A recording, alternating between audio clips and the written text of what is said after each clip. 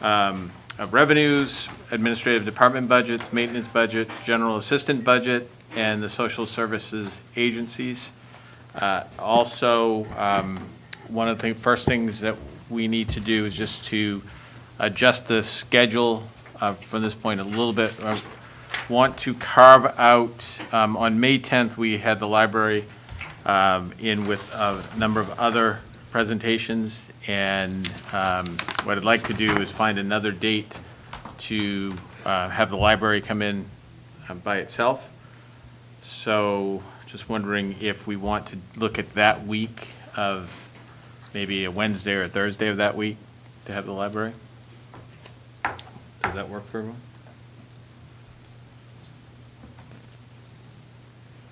Pick the day and let me know.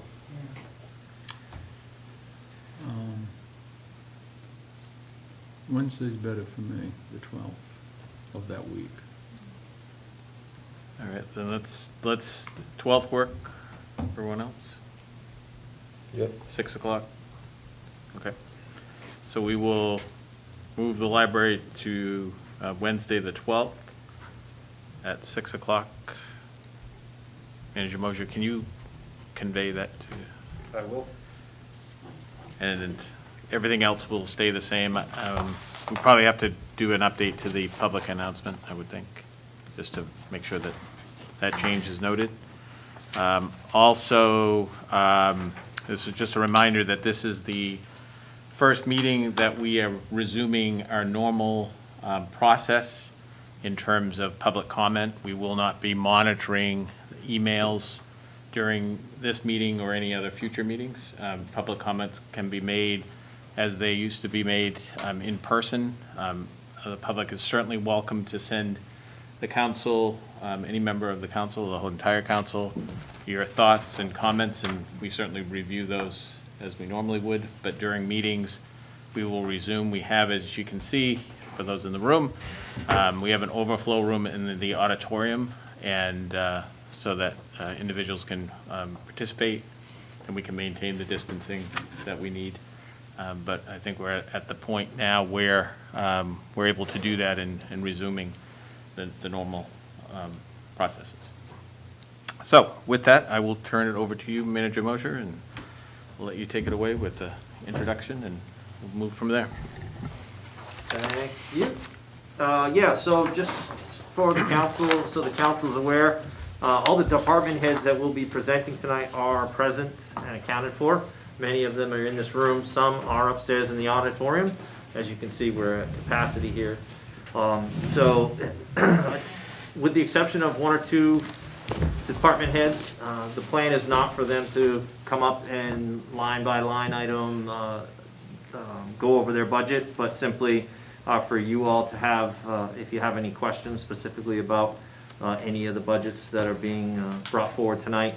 And the ones who have significant change, they will obviously do a brief presentation to let you know the justification for whatever that ultimate change is. So before I get to, I don't have too much of an introduction other than to say that a huge thank you and a huge amount of gratitude to Finance Director Merchant, who was really the driving force behind putting these books together and getting all this information completed and for your review. Hopefully all of you have had an opportunity to review it, take a look at it. We went into this budget cycle very similar to our approach to last year's budget, in the sense that we had several department head meetings in which, you know, the direction was clear that the expectation was little to no increase across the board, while still maintaining, you know, the ability to provide the service, highest quality level of service to our citizens. There are very few, if any, new positions added in this budget in order to help stabilize that and prevent any significant increase. As with every budget, a very large percentage of the operating budget for the city is consumed by payroll and benefits. And you'll see that kind of repeated throughout the document that's been provided to you. So some of the budget figures are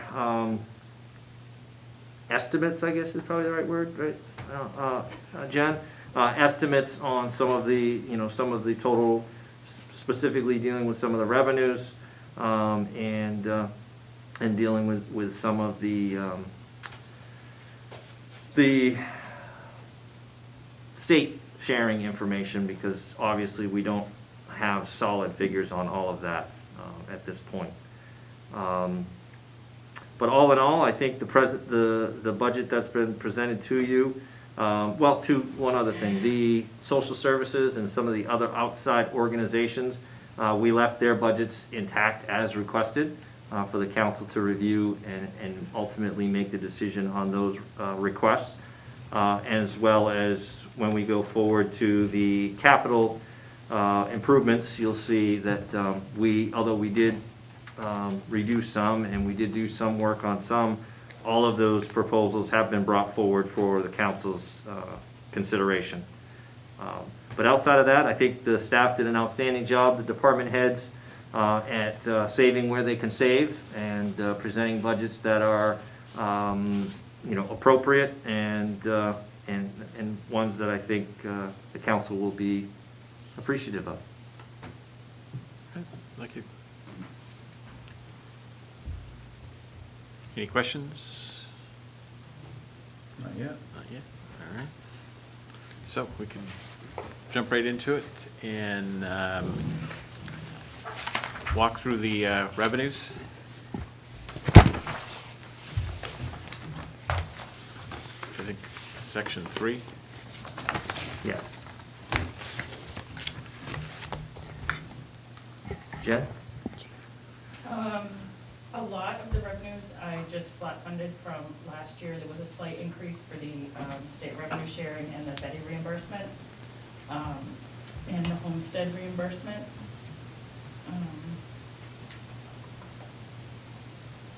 The welfare assistance, the revenue for that went up slightly.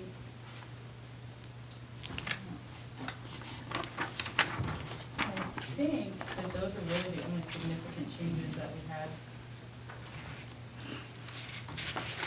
I will add on the state revenue sharing, when we were looking at previous years, and specifically the last couple of years, we did reach out to former assistant deputy city manager, and had some conversations about how those funds were decided, and when they were placed into the budget. And we did, based on current revenues for this year, we did increase that projected revenue sharing slightly. And again, that number is based on the current, what we've received already thus far for the current fiscal year, in anticipation that the revenue sharing will be similar to that number. Is the transfer in library special revenue,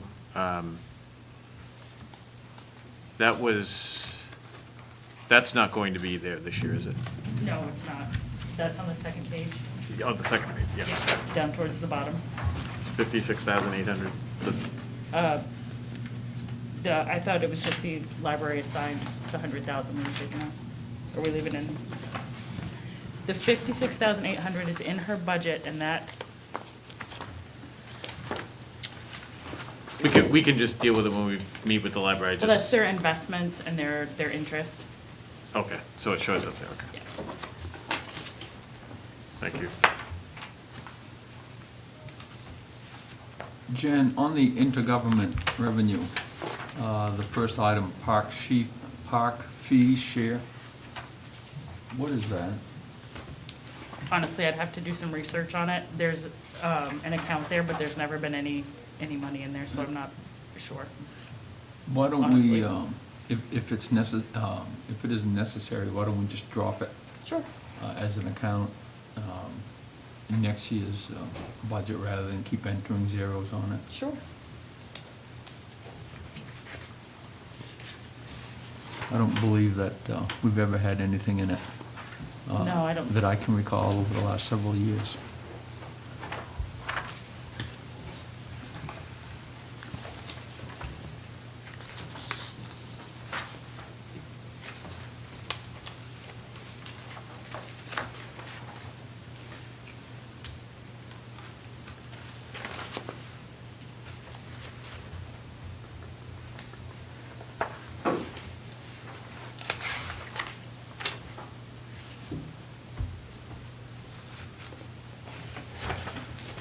Any other?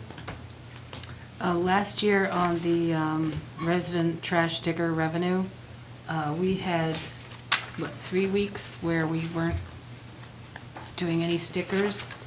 So I would anticipate that that would be higher this year. That was it would be in FY '20 that we had the 3 weeks, I believe.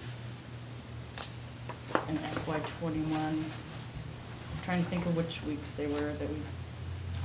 I don't remember what weeks they Yeah, it were. was- I can take a look at it, but I was thinking it was, It was May of last year. so it would be FY '20, Was that would be in before that July, I actual believe. figure. But I can take a look at it.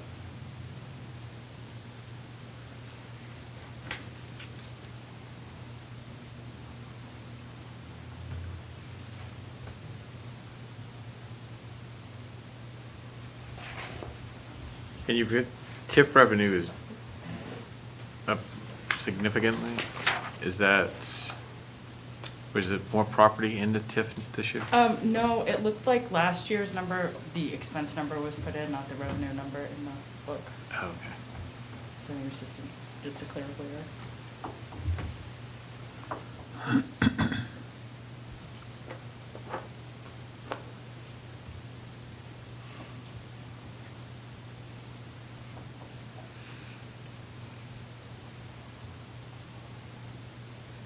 Are there revenue questions?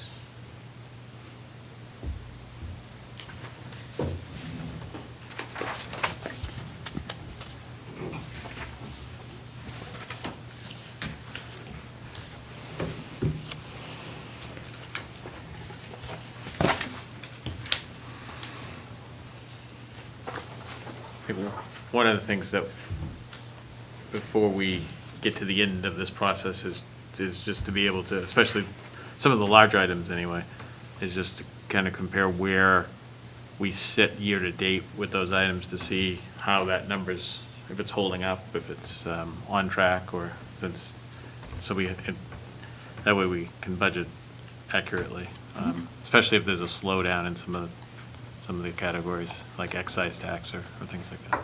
Sure.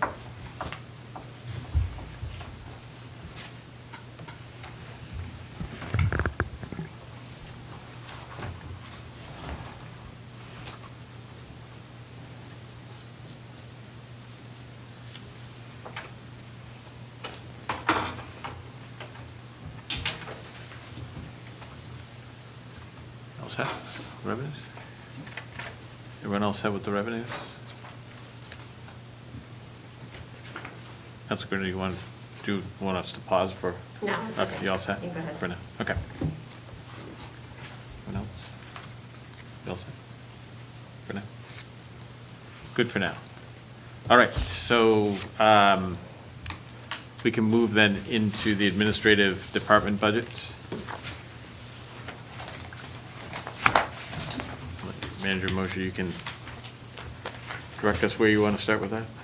Yeah, well, we can start right out with just the legislative, which obviously is the council. There's no change there in that line item from last year. We kept it the same. So I don't know if anyone has any opinions or input on that, but there's not a lot there to make adjustments to.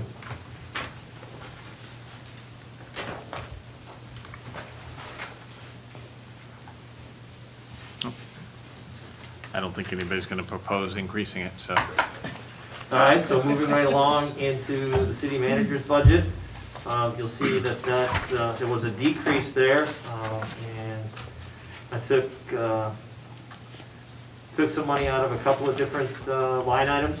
Specifically, the largest portion of that decrease equates to the deputy city manager position, which has been removed.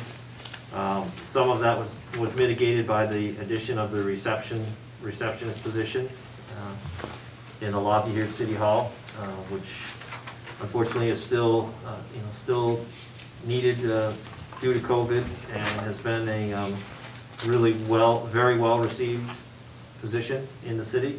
I've had a lot of citizens who have commented on how wonderful it is to have somebody come in and greet you pleasantly, and that she really does an outstanding job of putting the, making that great first impression on folks when they come into City Hall.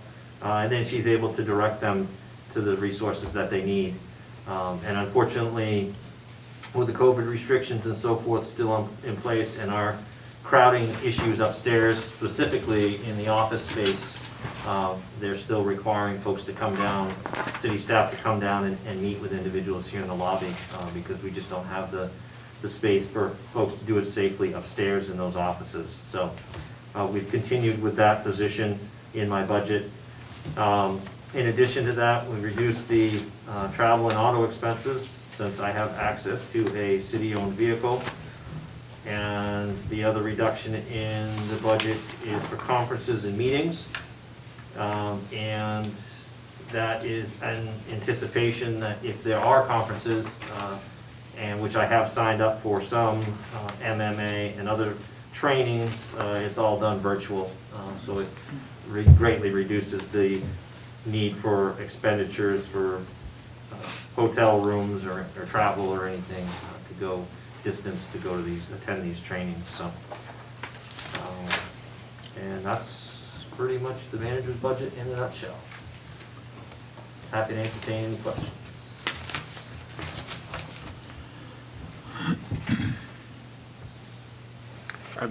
We're getting the finance in a second. Never mind. Yeah, that's. I think Heidi's next. Everyone all set with that? Okay.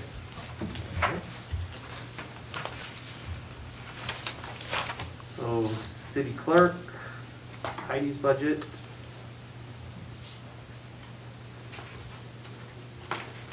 It's up slightly. It's just the payroll. It's just the payroll based on union contracts and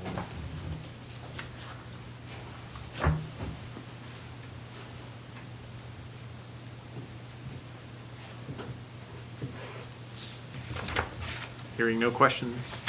moving right along. Ms. Whalen? Right. Finance is next, so ours is increased, we're doing some restructuring, so there'll be some payroll changes there. We also were notified on Friday, our auditors are kind of downsizing their workload, so we will have to go out and find a new audit firm next year, so we will end up having to increase the professional services line, which I just found out on Friday.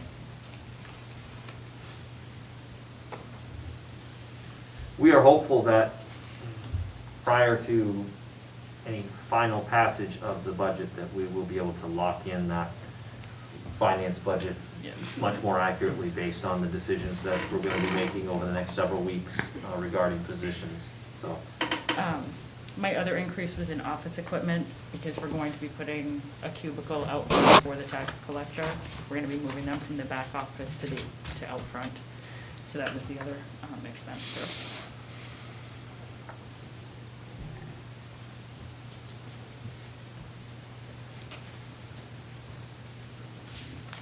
Is the auditor, are they staying in place for this coming fiscal year, for a full year? For FY '20, they're not doing FY '21. FY22. I mean, yeah, FY '20. Well, no, the audit would be for for our fiscal Right, year yeah, '21. sorry. Yeah, you're right. But. So that yeah, has to it'll be happen. next year. BRP has to go soon. Yeah. Yeah. So this first column is actually FY '22, right? Yep.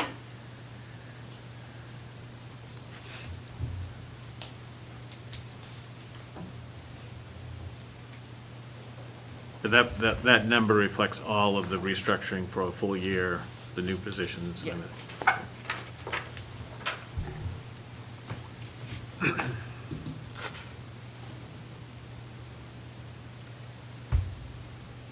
Other questions?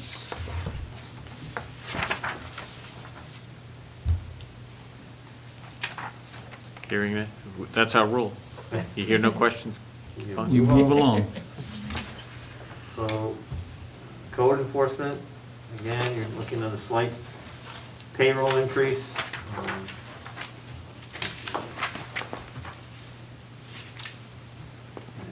outside of that, a slight increase in training expenses, conference and meetings, training with the anticipation of Dwight's retirement. There's likely going to be some training needs for folks who fill that role going forward. So that's the reason for some increase there.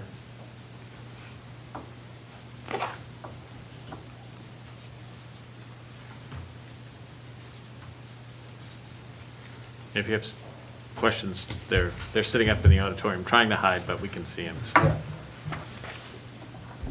Yeah, somebody ask a question, because we're trying to make sure we get the bugs worked out for future meetings. So. Dwight, are you really retiring? Yes, I am. You're gonna love it, Dwight. I hope so.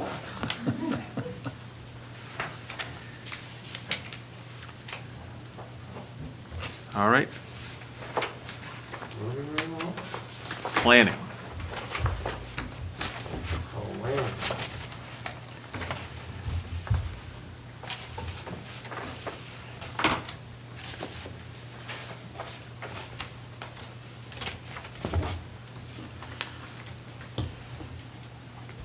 So if you look down through the planning, again, I sound like a broken record, but again, payroll, dues and memberships, I'll let Jana address that line item, and then, as you'll see down at the bottom, the biggie is kind of the comprehensive plan reserve, and I'll let Jana address that as well.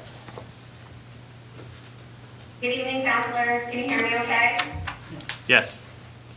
Yep, so overall, the most significant increase in the planning budget is due to a new reserve account line item that we added to help fund the city's comprehensive plan update. We're requesting that $35,000 be put into that account, and we're hoping to match that with approximately $15,000 in TIP dollars, which we've reached out to the state and determined that portions of the comprehensive plan are an eligible expense to be funded through TIP. So that would give us approximately $50,000 to start the comp planning process in the next fiscal year. And then in regard to dues and memberships, we increased that line item by $1,500 to accommodate a membership fee to rejoin the Hancock County Planning Commission.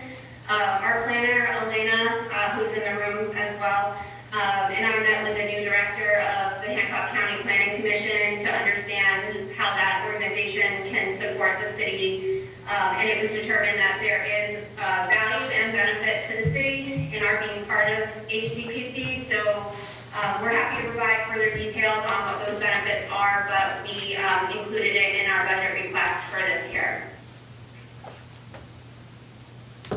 Jana, is the HCPC up and running finally? They are.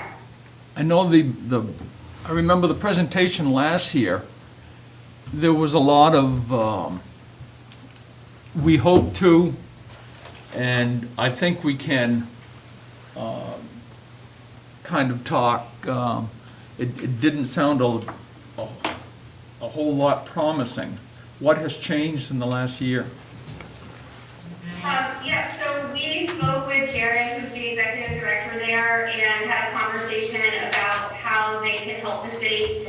And to summarize some of the big takeaway items that we have from that conversation were, so Jared's background is in transportation planning, and we know that there's the Acadia Scenic Byway, of which Ellsworth should be a participant in talking about some of the transportation planning that takes part in the, coordinating between Acadia National Park, all the way through Trenton up into Ellsworth and out into down east corridors. So we feel that Jared and HCPC could help represent us in that process and offer technical assistance and resources in talking about more regional planning, of which transportation is, it's not just Ellsworth specific. It depends on the whole region as a whole. So that's just one example. So we feel that he could represent us in regional planning processes, offer us technical assistance. So, we're gearing up hopefully to do a comprehensive plan. Perhaps they could help us with some of the technical assistance that we'll need to outsource. And then finally, if we do want to use them, there is a difference between a membership rate and a non-membership rate for, like ad hoc types of things that we would ask them to do for us. And there is a significant savings if you are a member versus being not a member. And really, Elena and I both agree that it makes sense to support regional planning in this area, considering we are fairly rural and the towns and municipalities are connected, and we, from an economic development standpoint and from a planning standpoint, we should connect with our surrounding towns in a more cohesive way. And so we feel that they will be able to bring that to the table. If you want to add anything, Elena, if I missed anything, feel free. I think just that they have had time to get back to normal and have had an executive director in place for some time now and have improved their oversight to solve some of the problems that they had in the past. Is he the only staff member? I believe he's the only staff member. They did reorganize their board and they now have committee oversights of that committees that have formed out of the board. And I believe that they were anticipating on hiring another person who would specifically concentrate on comprehensive planning, considering they got a lot of requests for that currently. All right, thank you. Sure.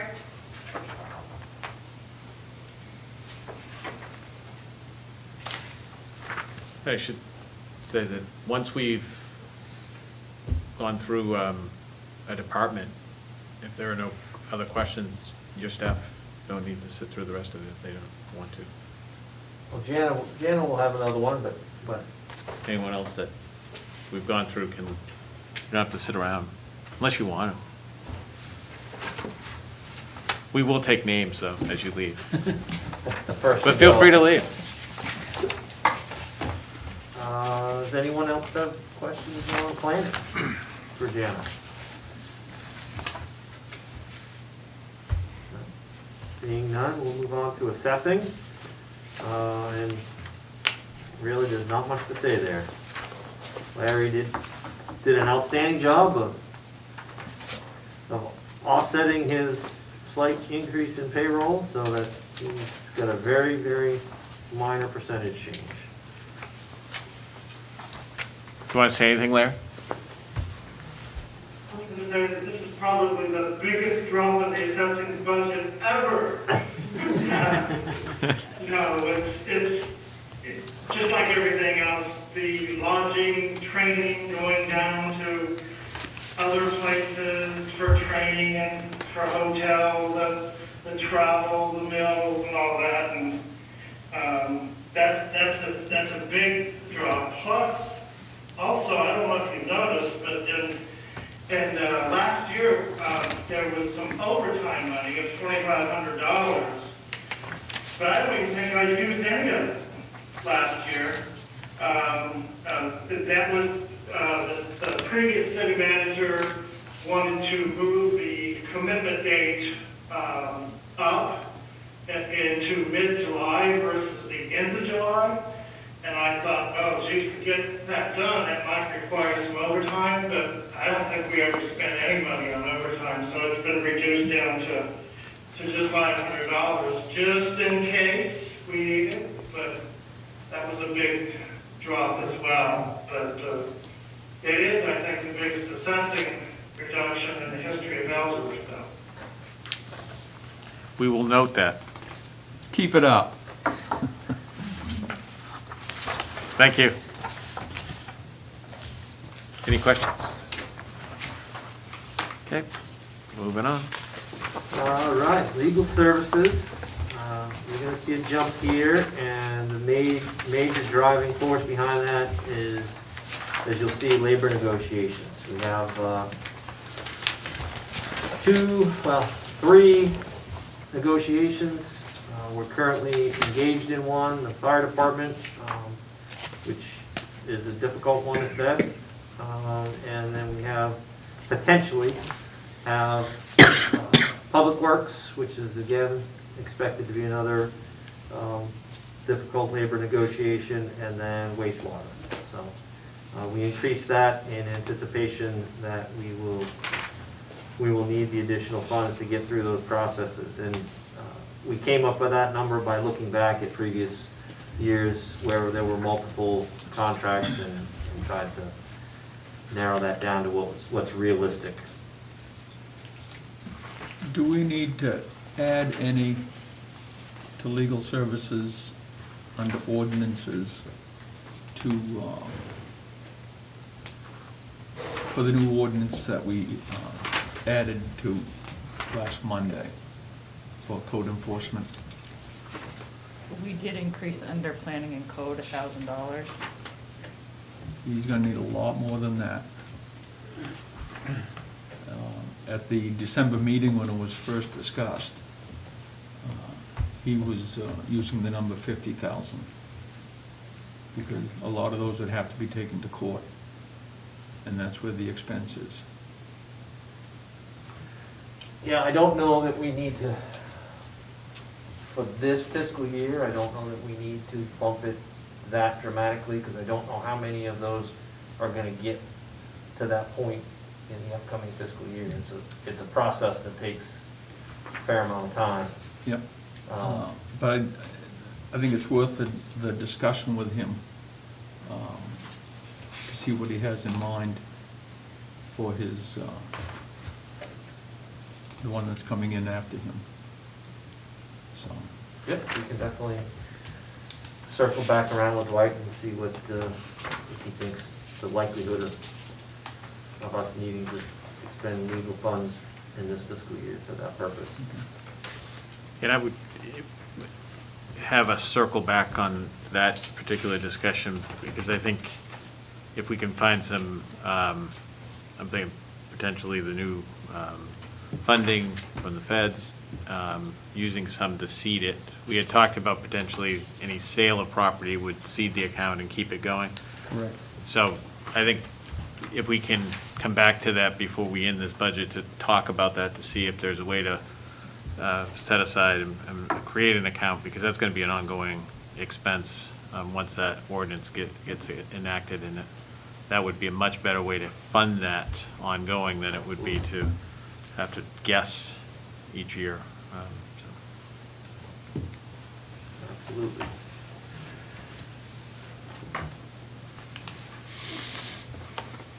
And for everyone, I mean, we're kind of talking, this is the ordinance dealing with properties that, abandoned buildings, and needing to take possession of that, and the cost associated with doing that.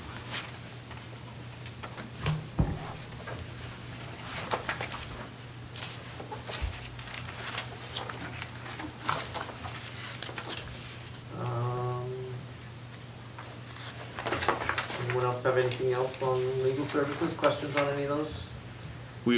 We're not expecting any, well, that might be come out of the water, but with the new project, are there any capital projects that are going to require legal involvement to move them through? Trying to think back, I don't recall any. You know, most of the capital projects are equipment. The Water Street project, that's already been, the contracts are in place. Yeah, no, there may be some haggling with the property owner, but I think, I don't know that that's something we can necessarily budget for, so. Okay.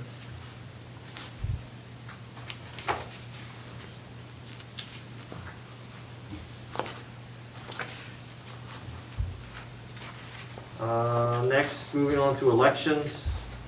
This is Heidi's world, but you're gonna see a decrease, because it's not, we've discussed, it's not a presidential. So, outside of that, anything else, Heidi? No, not really. I mean, our equipment's still kind of up in the air, so it may be budgeted kind of high depending on what the state's going to give us for equipment versus what the municipality's going to have to rent. So it's still pretty fluid, but definitely the decrease is due to fiscal '21 had like 3 elections, and so we're back to just 2 in this coming year. So one's very small and the other will be bigger. Heidi, what's the third election? Last year, there was actually 3 because there was the March primary, there was a July that should have been in June, and then there was the presidential. So that kind of made Yep. 21 quite high, but 22 should be back to just the 2. Okay, thank you. Well, that's no fun, Heidi. Yeah. All right, any questions? All right. Moving on to economic development. Jana is still here, if anyone has any questions for her budget. But it's really not a whole lot of significant increases or decreases here.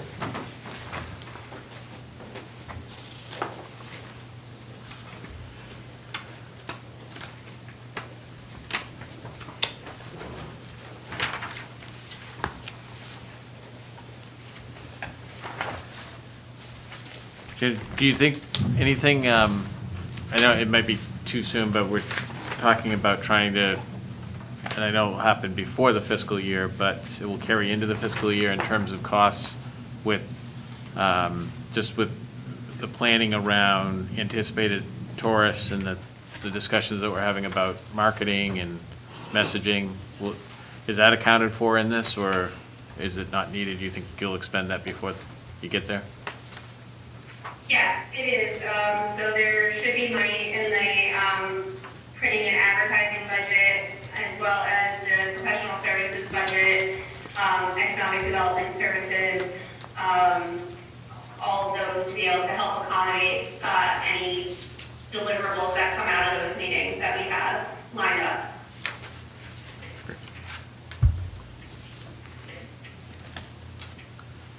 Jana, on the Economic and Development Service, FY '21 was budgeted 17.5. So far this year, you've spent 4,200. This year, it's budgeted a little less at 15,000. Is even that much needed? Yeah, so basically for economic development services, we have slated projects. There's a small Wi-Fi project that I'm working with Jason on. Parts of the comprehensive plan or any of the broadband projects could be come out of that line item, as well as if there's matching dollars that need to come for any bike ped or trail projects that happen in town. So there are certainly projects that I have slated for this coming fiscal year that would come out of that line item, as well as the professional services line item. Do you foresee any more being spent in this fiscal year on that line item? Of economic development services. Oh, yes, I'm sorry. Yeah, so if any deliverables are coming out of the project that Dale just mentioned, I would take out of that, look to take out of that fund, as well as working on some advertising and signage and marketing that I could either look at economic development services or the printing and advertising budget. And just so everybody's, this is, the chamber and the city are meeting together with some businesses to discuss the impact of, it's anticipated that there will be a high tourist this year. And they're starting to see that with just in hotel reservations, motel reservations. And at the same time, businesses are struggling in terms of getting workforce. And so the potential is that we have a lot of people trying to go to restaurants, and there will be delays and all of that just because of that, the workforce issues. So just some discussions about how messaging that we can do in terms of that kind of messaging, any of the COVID protocols that may still be in effect, and being able to create an environment that people know what to expect and how to kind of deal with that. So there may be some things that come out of that as recommendations that the city can help to make the time here this summer enjoyable for all, and help the businesses to weather what might be a challenging year, being busy but not having the workforce to respond as quickly as they would like. I also just want to add that the trail project that we matched for with the DOT, half of the match came from, it's coming from my budget, and we just haven't paid that out yet, so that's not reflected in the year-to-date yet. So it was $25,000 match, so $11,500 is slated to come out of that budget. Okay. Thank you. Councilor You, Camp? you know how to sweet talk me. All you had to do was say trail. So looking at the economic development professional services, you budgeted for $25,000 in 2021, and thus far have spent $17.77. And it's also slated there again for 2022 for professional services. Yeah, so we have, if we're gearing up to do any planning surrounding broadband, the comprehensive plan, and if there's any continuation of the trail project into the next fiscal year, looking at utilizing that line item. So last year, of course, my professional services was sort of frozen due to COVID, so I didn't spend as much money as anticipated, and I feel that that's sort of reflected into this budget, where I'm geared up to have a significant amount of projects that will move forward during the next fiscal year.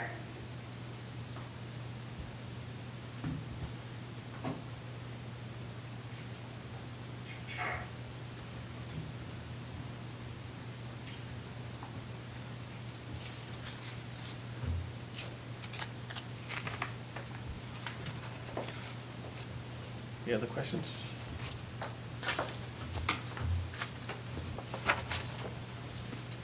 All right, I think that's it. Thank you.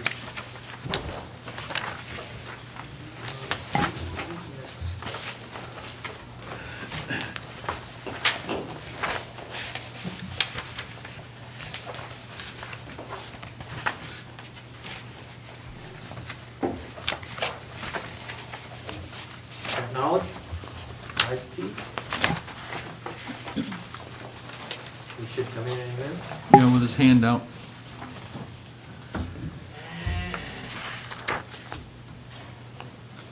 There's the door.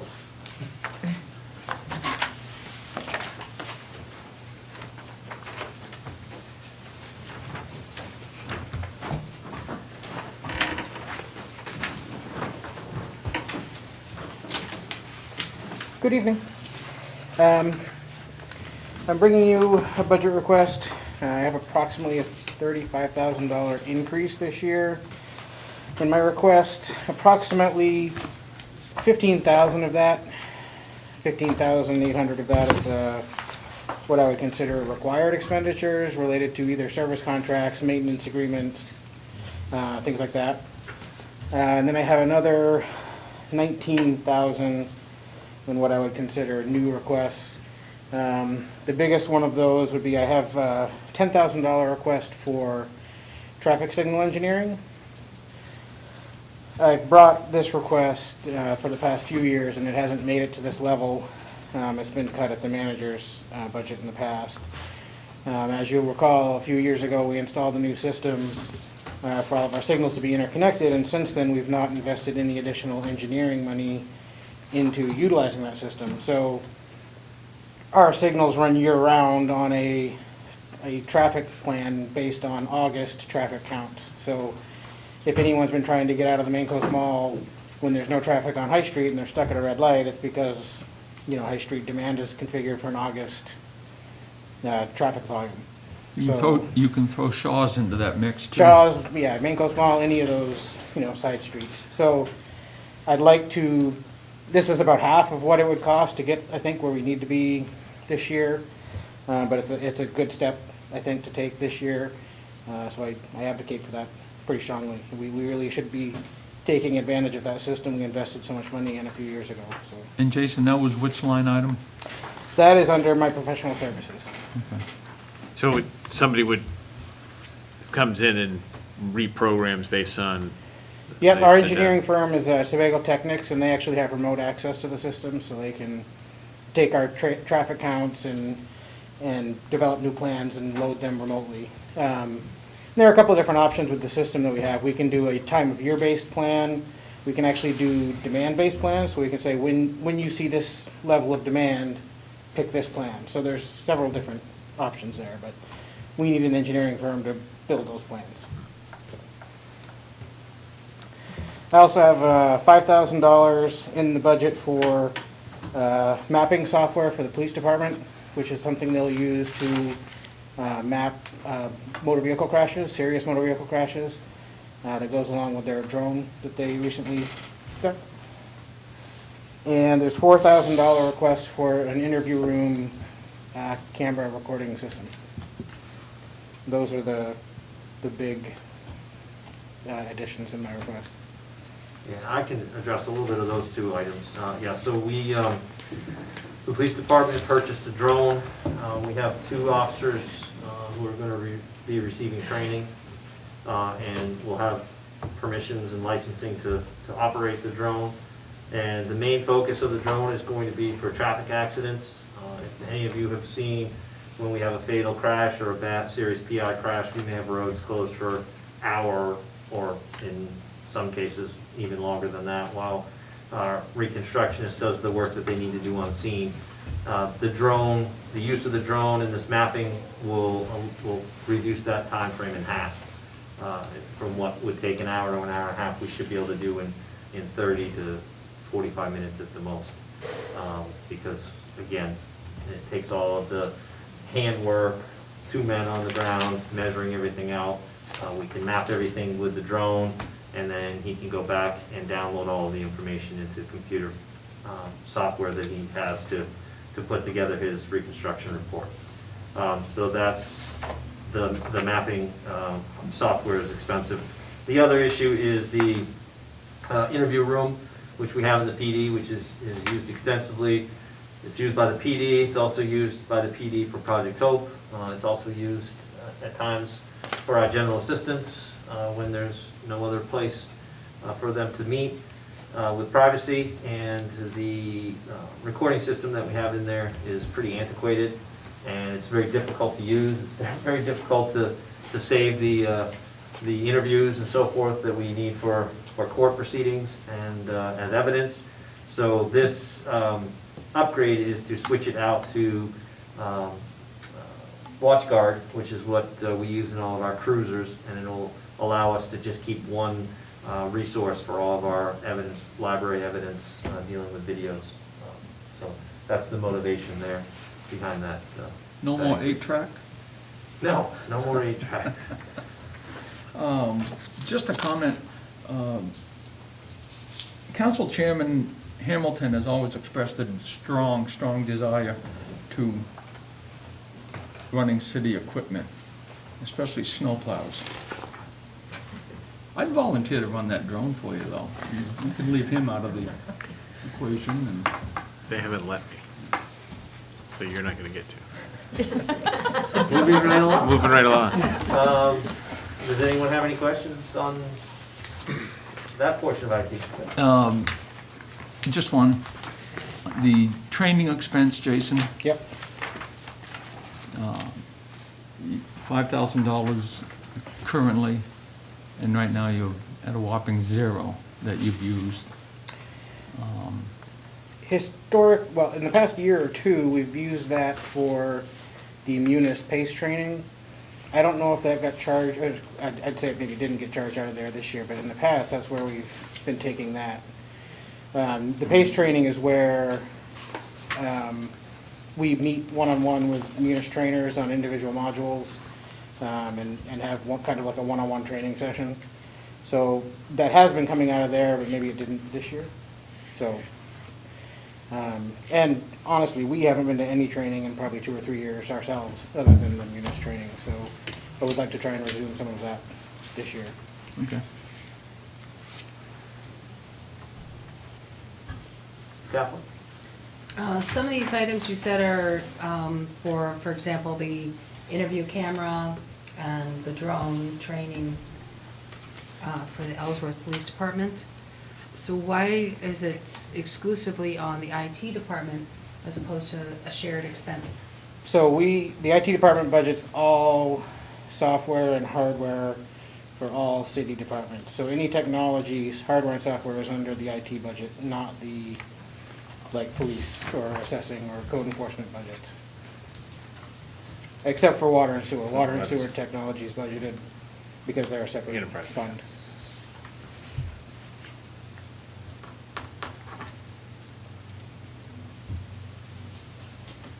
Any other questions?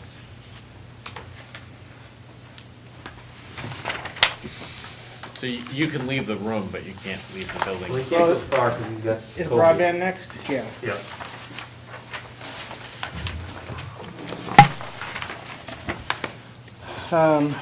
So the broadband budget, I cut 3,000 out of our insurance because we moved to a new insurance company who charges us less, so that was a good win for us. But the big one you'll see on here is I am requesting $14,000 to purchase the Vetro fiber mapping program. Vetro is a very powerful program. It's cloud-based. It is used to design fiber networks, do cost estimating, and also inventory existing fiber assets. Right now, we track our fiber optic network in an Excel spreadsheet, which is very complicated as the network gets larger. So I'm requesting this, and it's especially if we are planning to do a broadband project, this would be an invaluable tool to have as we move forward with that. It is a large amount of money compared to the total budget there, but it would be very helpful. So the only thing I would ask is, there may not be enough information to know this, but before we get to the end of the budgeting process, the governor today announced a full broadband. She's setting aside $131 million Yeah. for broadband. I don't know what that includes, but this might fit into that request, and so it's something we might want to look at. So if you can just look at it, see if you can figure out if that might be a cost. And There's been broadband info rapid fire the past few weeks. There's a lot going on with grants and things like that, so I'll see what we can find out about that. And in that same category, would it be possible that it could be purchased with TIF funds? Good question. I don't know. I'm sorry? I think it could, but it's not I wouldn't be able to answer that question. I'm not sure. The mass chase, you said you think it could. I'm but not what? sure if that would qualify for TIF funding. I would think, based on other things that we've used TIF for, but I'm not sure. We can check with Jana. Yep. She's kind of the expenditure expert.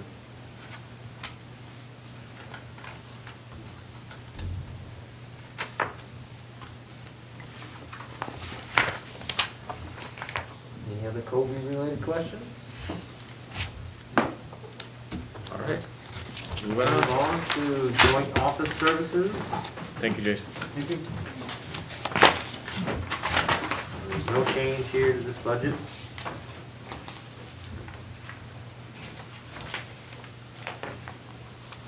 We did review it just to make sure that the line items were consistent with what was expended in the past. And with the exception of printing and advertising, everything was pretty accurate. Advertising, I was talking to in HR earlier today, and also to Heidi, and the Ellsworth American and other ads that we run for job vacancies. We've gotten away from using those because they're so costly, and tend not to yield great results. But still, for other things like public meetings and so forth, we still continue to run those, and those fees continue to increase. So the good news on that, which again, another item to pay attention to before we finish, there is a bill in front of the legislature now, and that would allow municipalities to do public announcement on their websites and not have to publish them in local papers. So I don't know where that stands, but if that passes, that would Absolutely, yeah, that would Certainly have an lessen. impact for sure. Postage and shipping. Mhm. FY '20, we spent 28,000 so far this year, and we're, by the way, we budgeted 26. So far this year, we're at 27.7. Do we want to bump up that 26 again a little bit for FY '22? Well, I'm guessing the increase for why you're seeing the increases from the election, where we had to do so many, send out so many ballots. But outside of that, I don't know what the reasoning would be for the increase, so it's kind of hard to say. I mean, it isn't off by a whole hell of a lot, but I can go either way on it. I don't know, do you have a feeling on We that? could take a look at it, like maybe see what the trend is for the last couple months of the fiscal years and see if it goes up a lot. And I could make Okay. a recommendation off that. All right. Question. Yeah. On the printing and advertising, Mhm. last year it was, the revised budget was 26,500, but year-to-date spent is $5,249 with an available budget of 21,000 and change. Do we want to maybe drop that a little bit more than 18,000? So reduce that line item? Yeah.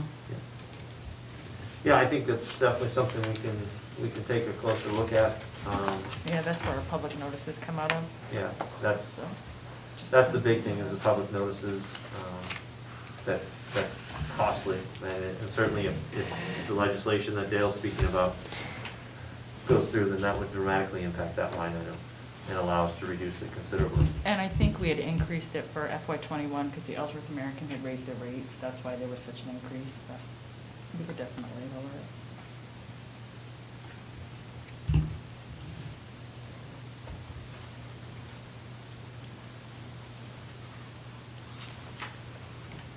Any other questions? Nope. So insurances. And those, most of them we just carried forward what we had, except for some we knew there were going to be increases. And those increases are reflected, but again, they are estimates, so these are not locked in rates or anything.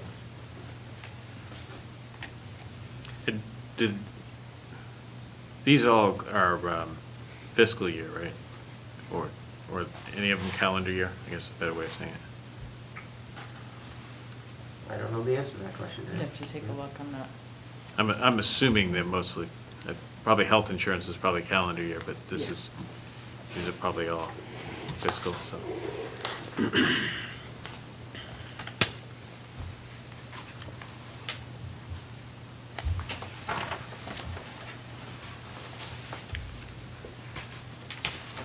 So question with the general liability, it was budgeted at 35,500 last year, and year-to-date,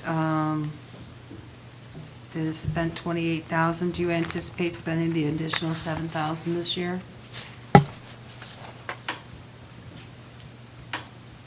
Well, I'm going to Which one was that? remediation tomorrow, so I'll let you know after tomorrow. Okay. We do have some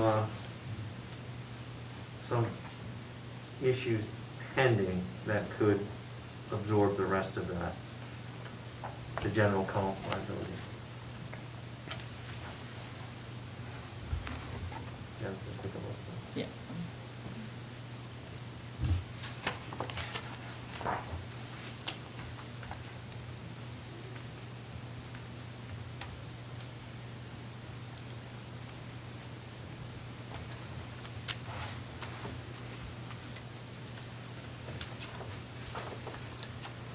Any other questions?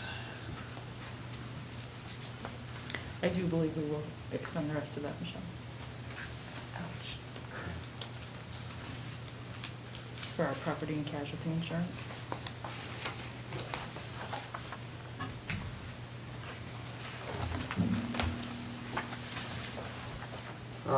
Employee benefits.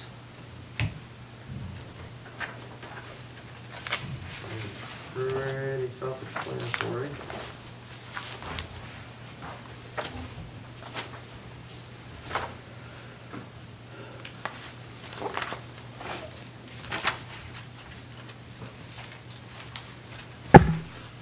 And the drop in health insurance, is that aligning with actuals, or is that based on,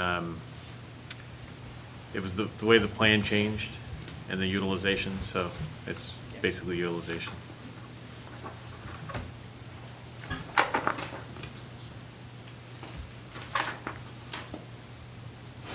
Which I think is, just would make a comment on that is, correct me if I'm wrong, but the employees have not seen a change in terms of out-of-pocket expenses, the way the plans were designed, that we increased payment on that in the share.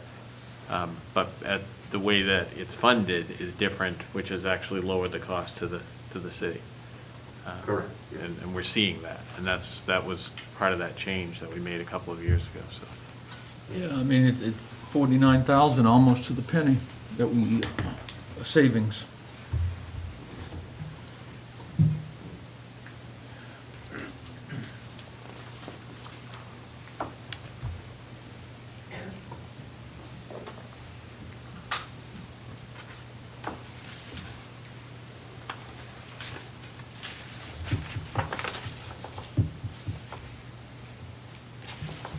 It also should just be noted, like, the group dynamics, that varies depending on the makeup of our workforce. So if we have younger employees that aren't taking family plans, then that group dynamics number is impacted $3,000 every time that happens. So that also impacts it going forward.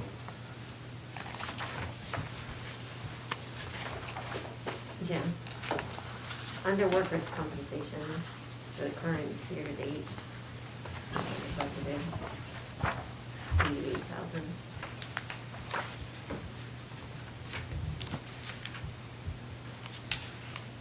We budgeted $125, we spent $213. Yeah, we had some significant unexpected, obviously, but Right. Do you think the 150 is adequate? I think it's really a guessing game. You don't really know who's gonna get hurt and to the extent of, you know. Are any of them ongoing still, or? One and one major one that's still pending acceptance. Those are, it's the wastewater guy's back full time. One firefighter out. It's the only two that I know of right now.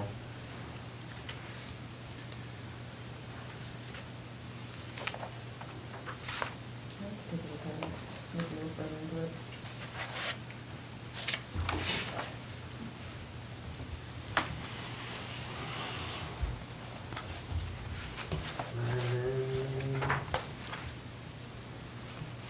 move on unless everyone's.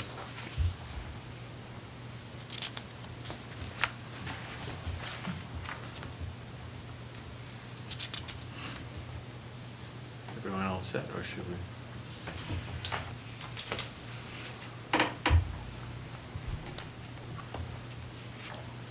In the year-to-date, there was a line item that was not budgeted. The budget was zero for payment plan, or pay plan, but 33,000 was spent. What is that? No, I think that actually was budgeted, it just, the way, when I input the budget last year, I missed a step, and so that's why it shows up under adjusted. Let me take a look.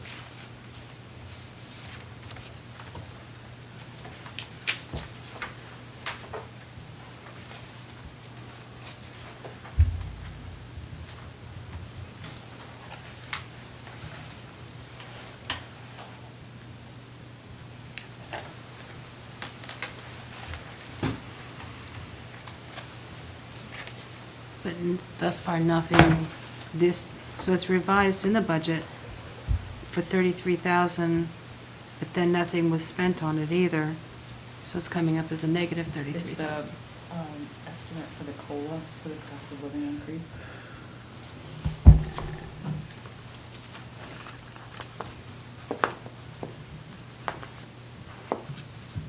Thank you.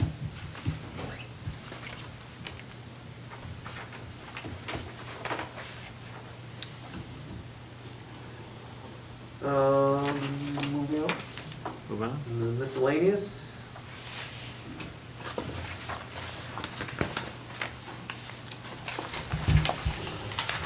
Special. There are some folks here.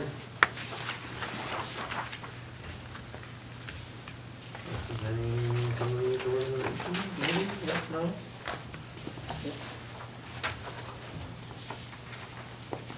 And do we have others that aren't on here that are new? They are under, so miscellaneous is not here on today's, they come in under recreation. It's the ones under Oh. human services. Okay, yeah, so those are separate, so that's the social services, which we'll get to in a minute.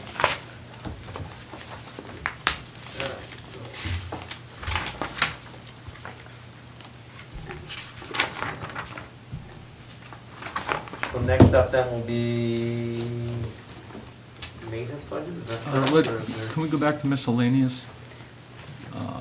Union Salmon Federation. There's a letter in here. They actually come in under recreation, which is on the last meeting. They're not tonight. Okay, Yeah, so that was my mistake. I apologize. all right, no problem. So Steve is going to be calling in on the backbone, there he is.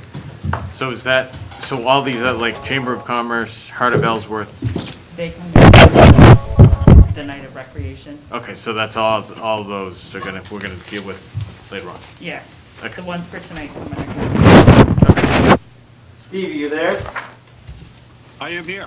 Good evening, Council. Steve Doyle, Facilities Manager. For fiscal year '22 maintenance budget, we have no increase. 1 second, Steve, they're getting the Okay. tune in their books.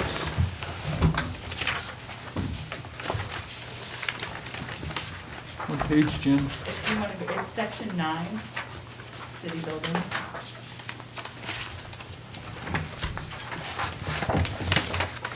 Got it. We good to go? Everybody find it?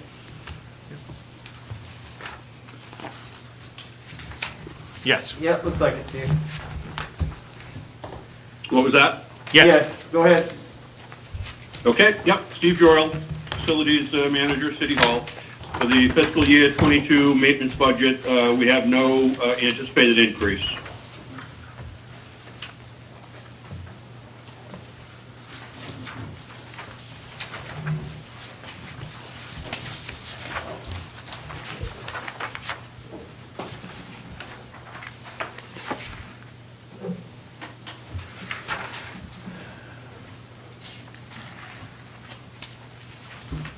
year budget. Do we have, so this includes, so 9-4, it includes the other properties, more property and everything. Is there anything that we're anticipating down there outside of capital? No, actually, no, this budget does not include the more property. That's, has a separate budget. Oh, that's not, okay. Yeah, as does Milton Park and Erkey, which I have a hand in, but not included in the operating budget for City Hall. Okay. Right, so that is included though in this, Steve. Looks like 41,500 for Knowlton property and 8,000 for the Moore property, among some other things. So. Yeah, actually, I don't have those figures in front of me. I'm not usually in on that budget process. All right.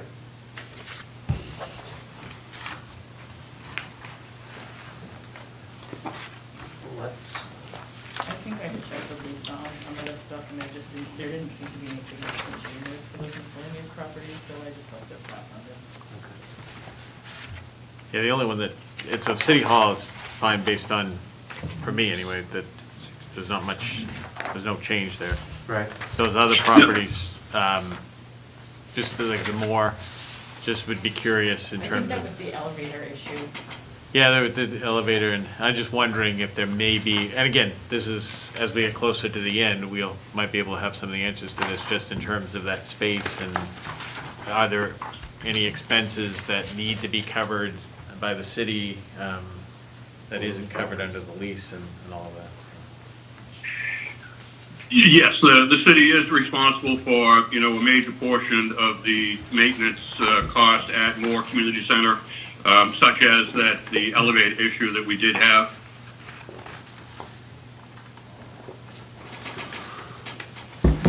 So we can, Jen and I can get back with Steve and also Lisa and make sure that we take another look at those numbers for the miscellaneous properties. And unless anyone else has any specific questions on Steve on the City Hall. Just one, Steve. You have 55,000 budgeted both last year and this year, the upcoming, for power. Correct. With 2 months left in the year, right now you're at just a tad over 30,000. Right, 46.7% used, correct. Does it need to be 55,000? We had bumped that up, I believe, a couple of years ago, because we did see an increase. Looking at the numbers, yes, it looks like there will be some left over from that at the end of this fiscal year, because we're almost at 50% currently. What would you feel if we notched that down to 45? Let's see, 65. We're at 34 now, 2 months left to go. We could probably squeeze that out. Again, it's a line item that, we have no control over, but, looking at numbers and with 2 months left in the year, if there's no further increase from the percents, then we probably could get by with that. Okay, we'll keep it on the list of possibilities. So just question. And for, On heat, with anticipated increase in prices of fuel and gas, do you think that's going to be enough? the heating item is usually set, I believe, by the finance department, because I believe they work with no frills oil. So basically, all I'm going by is the figures that I've got in front of me.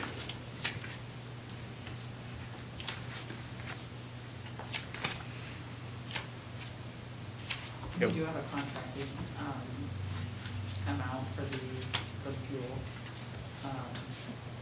So I can okay. But we can take a look and see.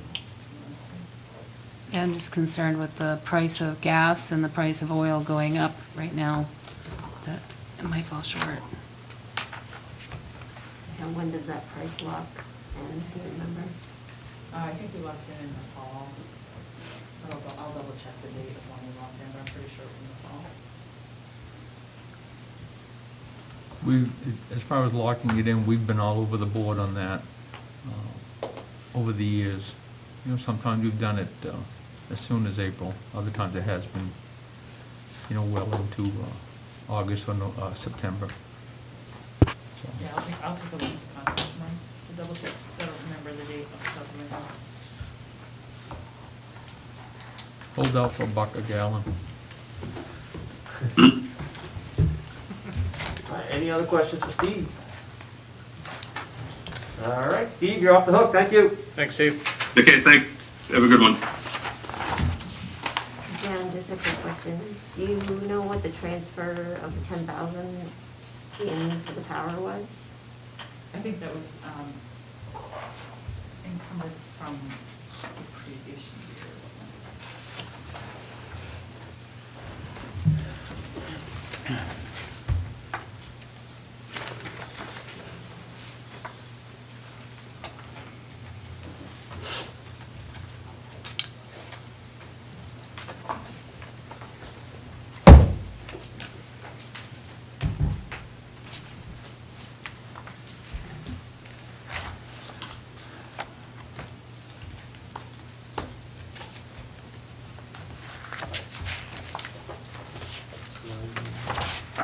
While Jen looks that up, the next budget we're gonna move on to is general assistance, which is under the section 7, human services.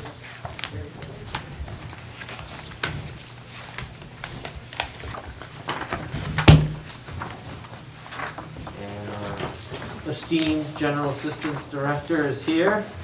If anyone has any questions, our esteemed award-winning general assistance director.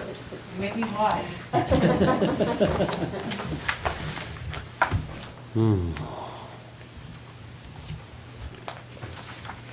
Should be, I have no change. there's no Now, change. Are you seeing any increased demand over the latter part of the year? No, you're actually gonna find this surprising, I've seen a decrease. I've seen, the only increase I've seen is in emergency situations, but actual regular general assistance clients, I've actually seen a decrease in. Just in the past few months, and I've spoken to surrounding towns, even in the city of Bangor. She actually said she'd seen a decrease too in Rindy. My next question was, are you sending people to Rindy? That's what I was gonna ask. I was gonna get you to say Pretty it. sure she'd call me out on that. Boy, she'd call in right now. So you feel pretty good about that number then, at this point? Yeah, I do. Good.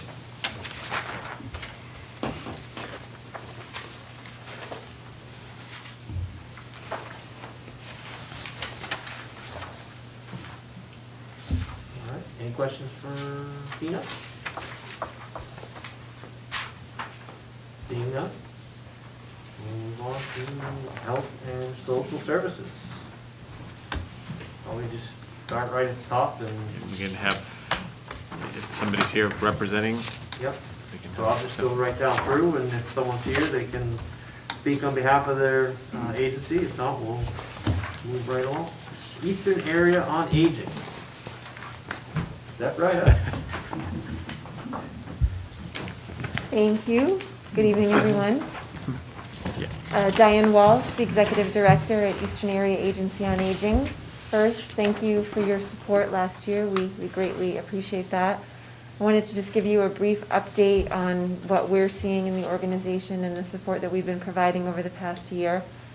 Primarily, the requests that we've been seeing are around the Meals on Wheels program. Last year, the federal government changed the eligibility guidelines for Meals on Wheels. And because of that, we are serving 3 times the number of people that we were serving last year at the same time. Those guidelines still remain in place currently. And so for the city of Ellsworth, the number more than doubled, just in the Meals on Wheels program for the number of individuals that we're serving. The only area in the entire program services that we offered in Ellsworth that went down was actually in our congregate meal site that we had at the Moore Center, and that's because we had to close that location last March, and it has not reopened yet. But in every other location, every other program, information and assistance, caregiver support, everything has gone up over the past year. So I'm happy to answer any questions. I think most of you know a good bit about the agency and the services that we provide. I can go into any detail, but I thought you'd probably just appreciate more the specific services that we're providing to the residents of Ellsworth.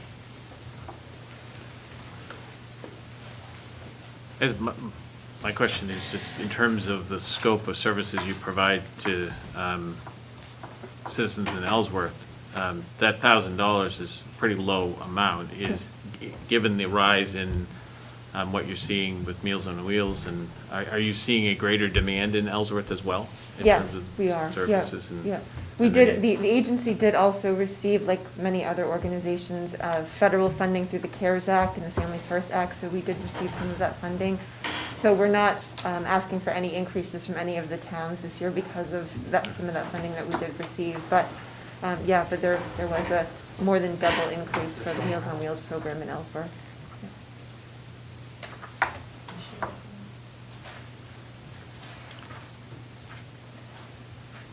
Any questions? See how easy?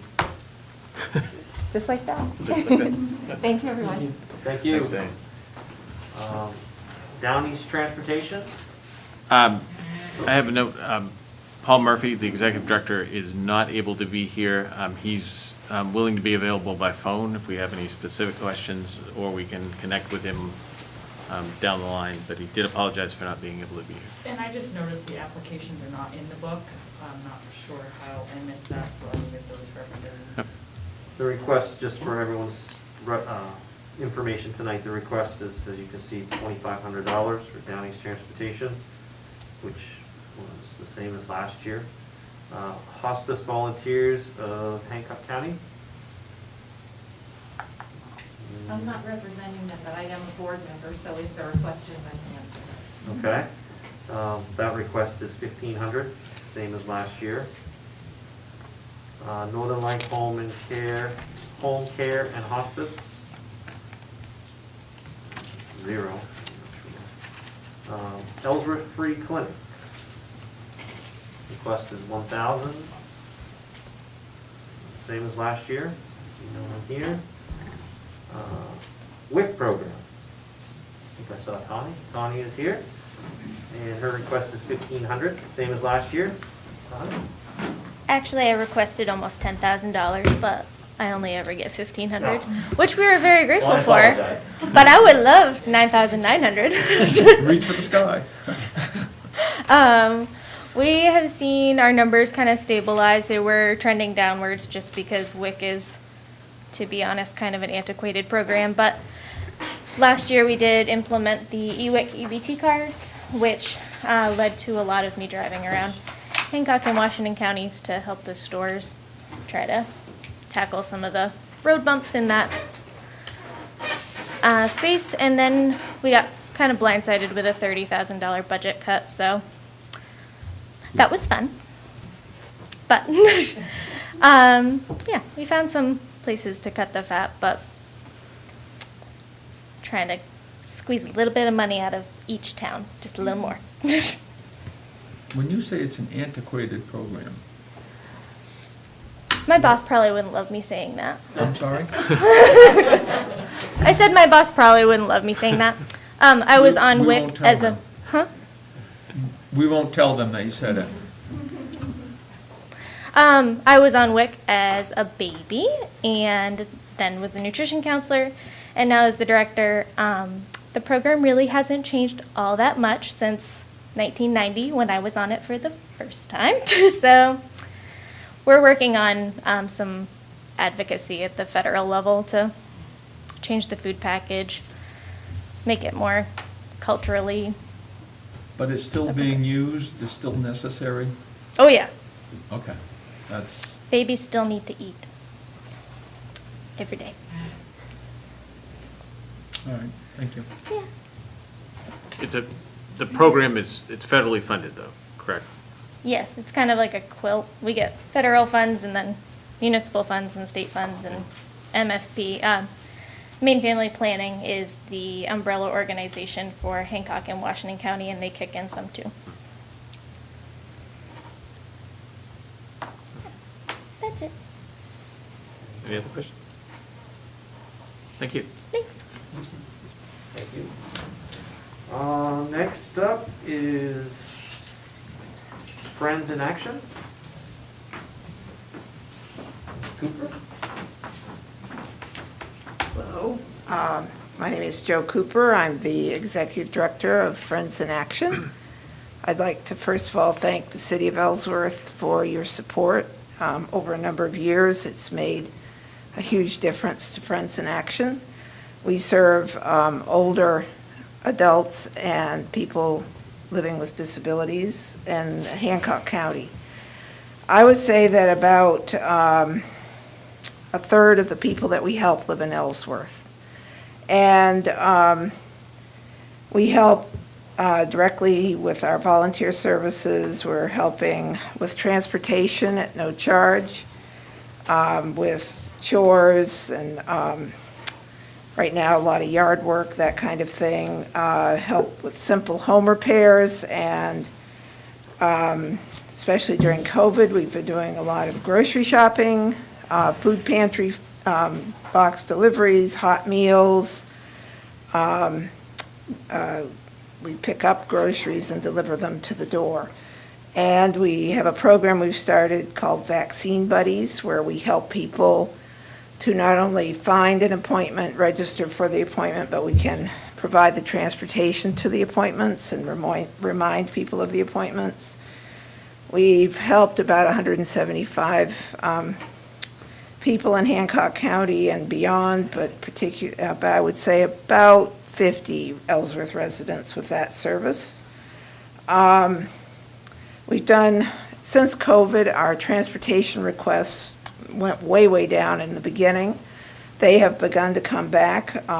We are rebuilding our volunteer base. Now that people are getting vaccinated, they feel a little more comfortable, but I would say over this past year, we've provided about, as I say, our transportation's down more than a third, but I would say we've delivered about 2,500 rides to Ellsworth residents. And those rides have been primarily since COVID for medical transportation, but more and more other reasons as well.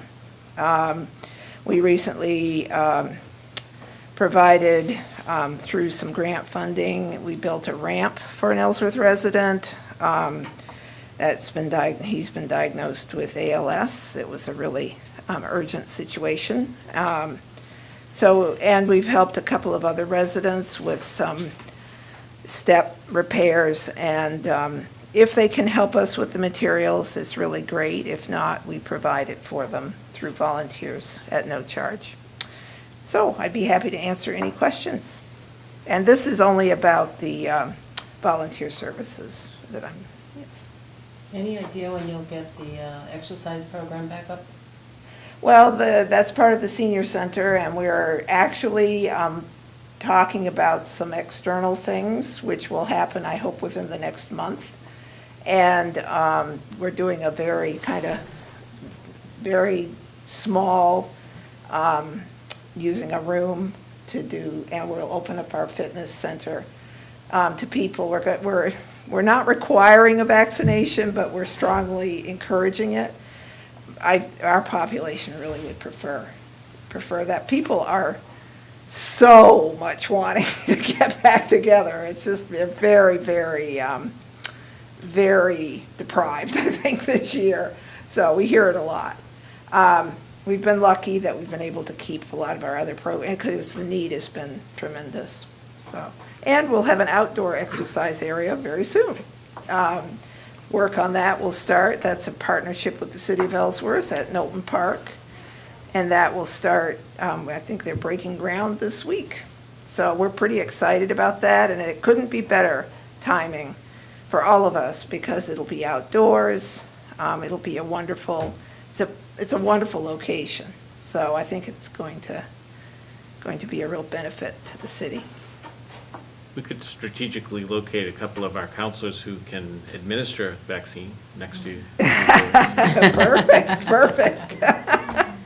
Yeah, it's been a really important program, and it's been one of the most gratifying things we've done, because especially in March and April, when it was so hard to find an appointment, it was just, you felt like you were out there hunting, and you'd find one, and everybody was so thankful, so.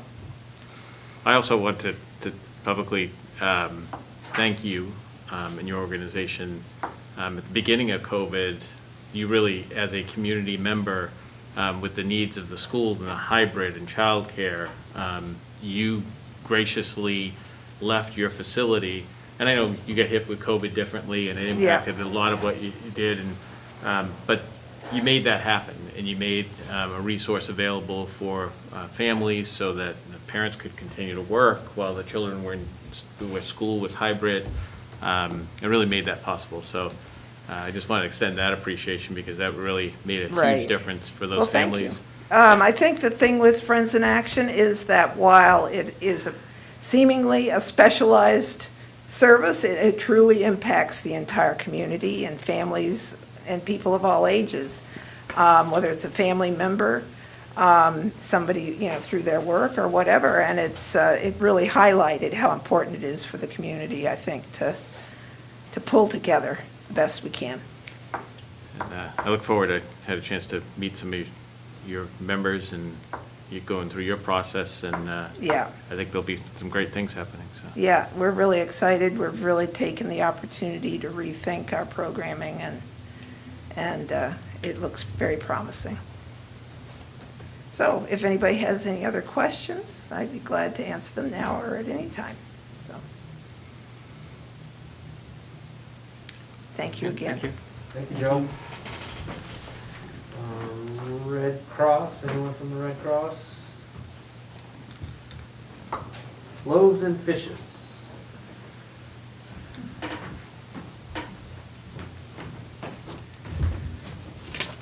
Good evening. I'm Andy Matthews. I'm the board president at Loaves and Fishes Food Pantry. And I, too, want to thank y'all for the support you've given us over the years. It really is very helpful. As you very well know, and you'll hear from some other folks, certainly the last year has been a challenge for those of us who work in food insecurity and trying to support families. We serve all of Hancock County. Anyone in Hancock County is eligible to come to Loaves and Fishes. Typically, families come about once a month. We've sort of let that go during COVID and said you come whenever you need to come, and we've been able to provide services throughout the entire pandemic.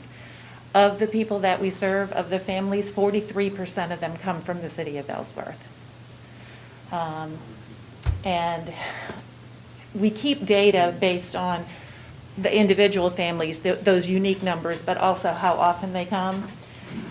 Previous year, there were 220 unique families from the city of Ellsworth that came and used our services. Now, they came multiple times, so we count them as 1,479 visits. During the past year, that number went up from 220 to 321 families. We had a lot of first-time pantry users over the past year, people who were struggling, embarrassed, affected by COVID, but they needed food.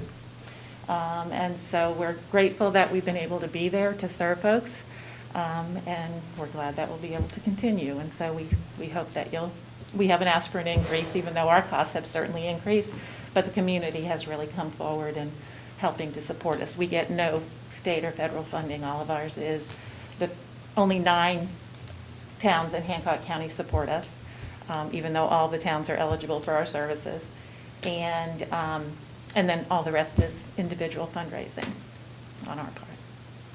Any questions? Just like you just mentioned that your costs going up, but kind of like gas and other costs that we are seeing increase. Just saw a news story yesterday that food prices are going to be increasing by fall at the latest. Do you anticipate even an increased demand over what you've been seeing as well? Oh, absolutely. Even today, somebody came in for services this morning, and he said, you know, I thought I was doing better, but I can't afford, he just been diagnosed with diabetes and says, I can't afford the things they're telling me I have to eat. So he thought he was going to be able to stop using our services and support himself until he was placed on that new diet. He said, I go to the store, I can't afford those special foods. So yeah, I anticipate it'll be a problem.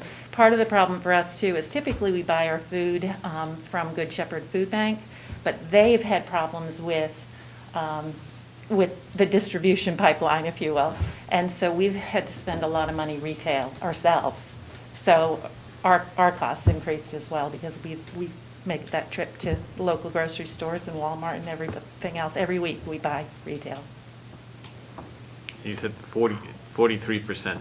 43% of the families that use our services live in the city of Ellsworth. Mhm. Do you anticipate that you're going to need to continue to buy retail as opposed to? Yes. That must be a significant cost increase. Yeah, it's been a little painful this past year.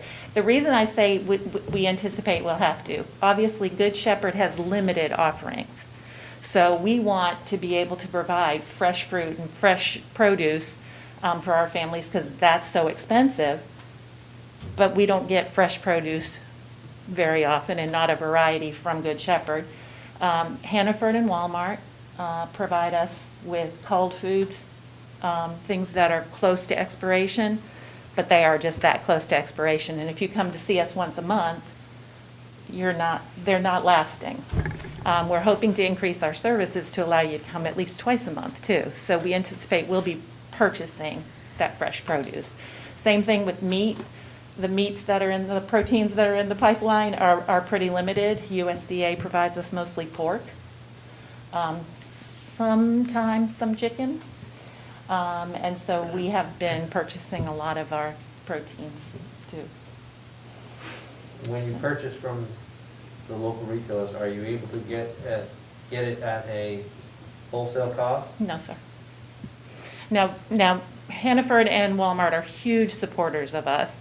They give us a lot, but it's not enough to serve the families that come in, and we're tax exempt, but that's the only break we get.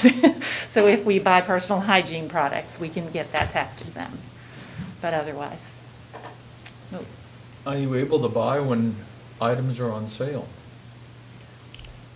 Yes and at the retailers? Yes and no.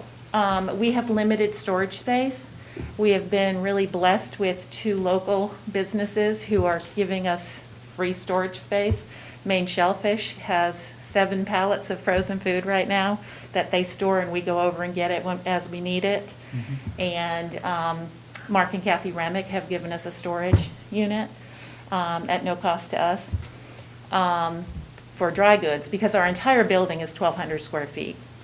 And so more than half of that is our distribution area where the food is distributed to the clients. We are hoping to expand in the next couple of years, but that's a whole lot of capital campaign and fundraising and all that kind of thing. So right now, I could buy a lot when it's on sale, but I got to have some place to put it. So we do have some challenges, but we've been working through those challenges, certainly.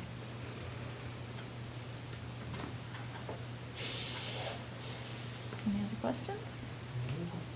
What about bulk items like bulk rice, bulk oats, things like that? Sometimes we can do that, but if we repackage things by our guidelines, we have to have the nutritional information on everything we repackage. So, I can get the Xerox machine sometimes, and I can get enough and tape it on the bag and that kind of thing, but by our agreement with Good Shepherd, we're supposed to.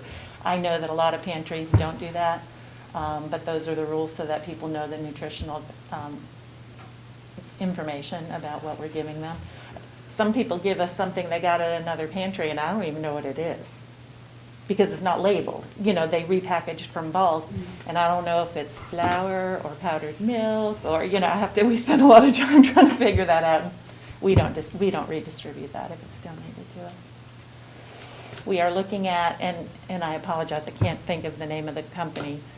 It's not Cisco, it's what starts with a P. It's Performance. They deliver produce to a lot of businesses and restaurants here, and so we're trying to piggyback on somebody else to get that lower price. And but we have to order 15 cases at a time. And again, we got to figure out if we have any place to put 15 cases at a time. So that's what we're working on now. But we have fed a lot of people, and they are grateful and gracious and happily fed. So we're just grateful that we didn't have to suspend services at all. We've remained open, and starting next week, folks will be able to come in and start shopping for themselves if they want to, masked and sanitized and gloved and all of that. We know that a lot of our families still don't want to come inside that small space, even though we're limiting the number of people in. So they fill out a specific order. We don't prepackage boxes for them. They get to order what they want from what's available. And so they fill out a 2-page order, and then we pack it for them so that they don't have to take home something they don't like, they don't have to take home something they're allergic to, et cetera. So. Thank you. Thank you. Thank you. Next up is the Mayor Homeless Shelter, but they're not here, correct? All right. Maine Coast Dental Clinic. Seeing no one. Everybody Eats. Sir? Yeah, my name's Ron King from Everybody Eats. We've been providing a free meal on Monday evenings at St. Dunstan's for, I think we're in our 13th year. Just like everybody, we've been facing a whole lot of challenges, and I want to say how important it has been to be able to work with all the other community agencies to be able to fill those needs. It has been a big help to be able to do that. Rather than throw a whole lot of numbers at you, I've put them on a piece of paper that you can read at your leisure. Just like all the rest of the food programs, we've increased by about 50%. That's, if you have any questions. This year we've been doing all takeout, starting in March, which has been a big sort of reorganization kind of system. And cost and paper bags and all that sort of thing. So anyway.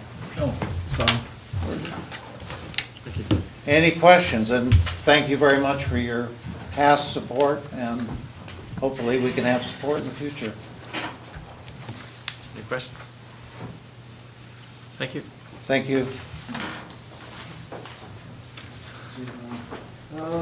Next up, Families First Community Center.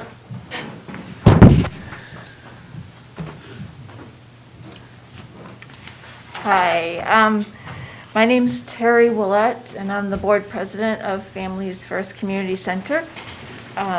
You may have heard of us because we've been around and growing for about 5 years. And the good news is we're finally open, and we're really excited. We have families moving in.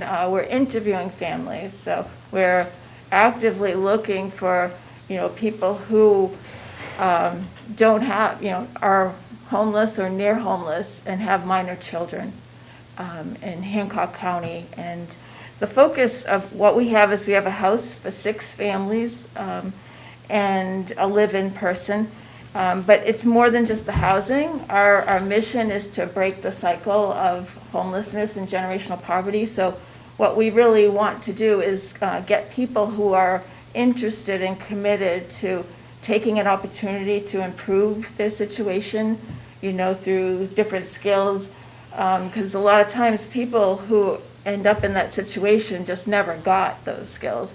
And so that's our aim. So I think the long-term benefit to the communities is huge, because every family and every kid that you can lift up out of being going through this cycle over and over is just going to improve the workforce, improve, less people calling for general assistance, less people cycling through the homeless shelter.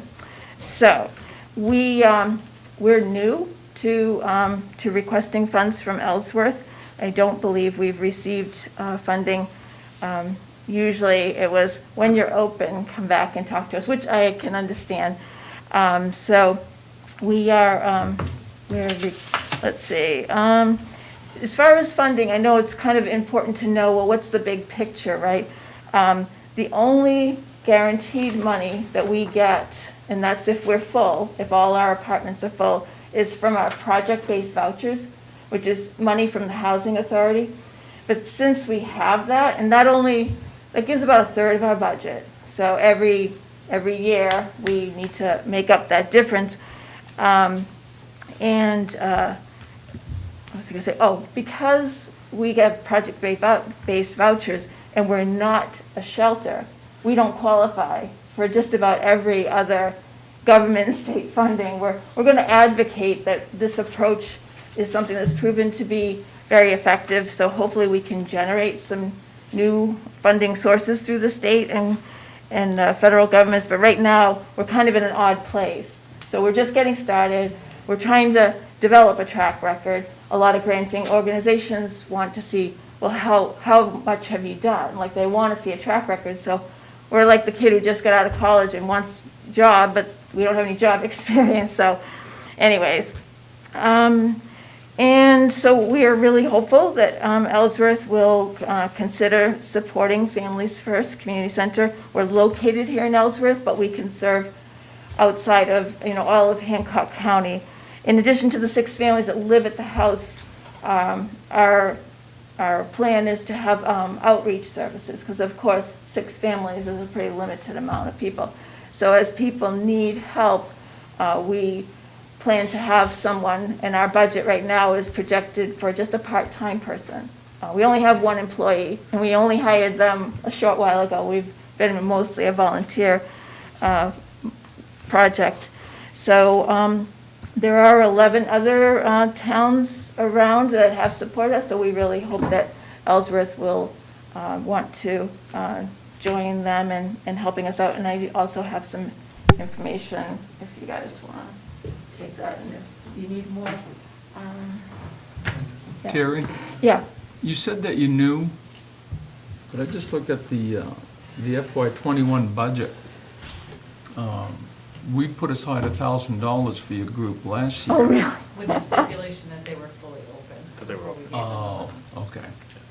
I got it. Yeah, so we are Sorry, open. thought I had good news for you. I think construction-wise, you had quite a rough time getting that project going. I was supplying concrete there, and Yeah, it was quite a struggle, but we made it through, and Yeah. we did a lot with as little as possible, which has been very challenging, but it's really awesome, and we're gonna have a grand opening May 22nd.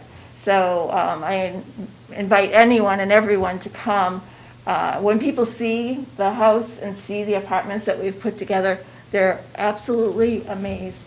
I mean, most people say, I would live here. And I'm like, well, you have to be homeless and have minor children. And there's no alcohol or anything like that. And they're like, oh, okay, kind of. So, but anyways, yeah, it was a challenge. It was about 2.5 years of construction. yeah. And at one point, people told us, you're about $250,000 underfunded. Like, there's no way you're going to finish this. And we got the money. So we really, anyways, we found some very generous, big foundations who decided to take a chance on us anyways.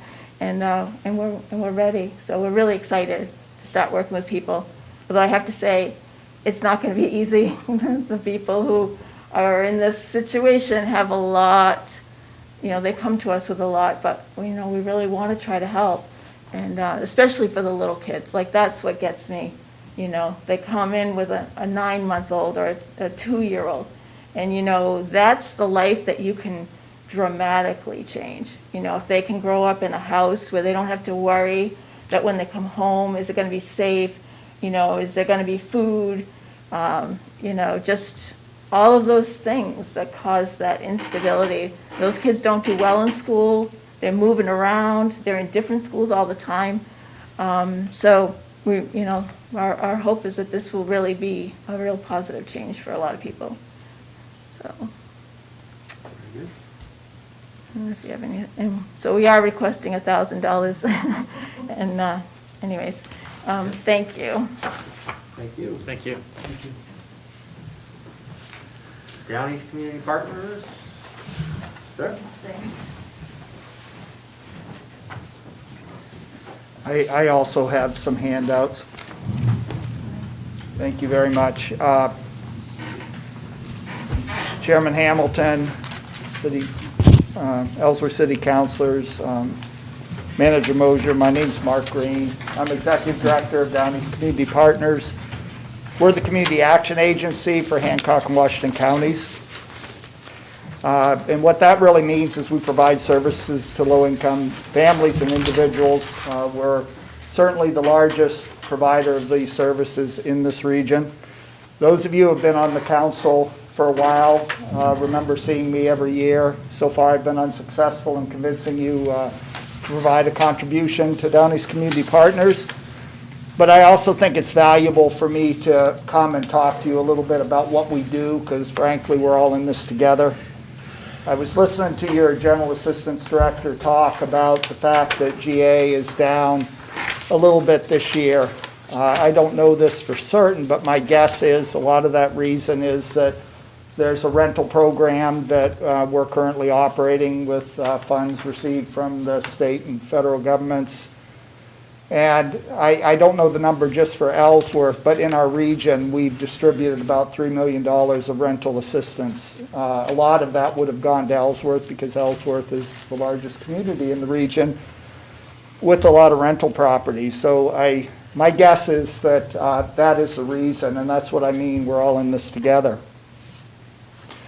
Now, we provided during our last fiscal year about $2.3 million worth of services to Ellsworth residents, and that's detailed in what I passed out to you. And those services cover, the chairman of my board says we cover womb to tomb. And what she means by that is we provide services to new families, new mothers through our maternal and child health nursing program, where we visit families that have new members of their families and help them find ways to keep that child healthy. And we also, at the other end of the spectrum, offer adult day service, of which I think there's 6 Ellsworth residents take advantage. In that case, we provide a place for these residents to go, have lunch, get bathed, do things like that they're unable to do themselves while their family members are able to work. And then we provide a whole gamut of things in the middle. We provide heating assistance, we provide Head Start and child care and transportation and home repair and weatherization, just a whole host of different programs. And what we're requesting, we request of every municipality, is 5% of the services we provide. That's a ton of money here. It's $118,000 for Ellsworth. We're certainly not here asking for $118,000, but that, I know. That actually that number surprised me when I was preparing for this. But that is, when we go to Blue Hill or Hancock or Sullivan or Medibemps or whatever town it is in our 2 regions, we ask for 5%. And many of those towns do provide that. Local funding, the reason I'm taking the time to come talk to you folks and why I go to other town meetings and so on, we raise about between $80,000 and $100,000 a year in local funding from the towns. And our total budget's around $13 to $14 million, so it's not a huge part of the budget, but it's very important money. Some programs like Head Start, when we purchase a new bus, all those require local matching monies. We also have programs that lose money. In our case, so most of our elder programs lose money. We use this money to match the state and federal grants that come in. And we also use it to fill holes with programs that that don't have high enough reimbursement rates or that we wouldn't be able to offer otherwise. I also think it's important to note that we love being in Ellsworth. It's a great community to be in, and we're, I think, a really important part of the community. We have 28 employees who are Ellsworth residents. We have annual payroll of about $7 million. Most of that is sent out to the Ellsworth and surrounding region.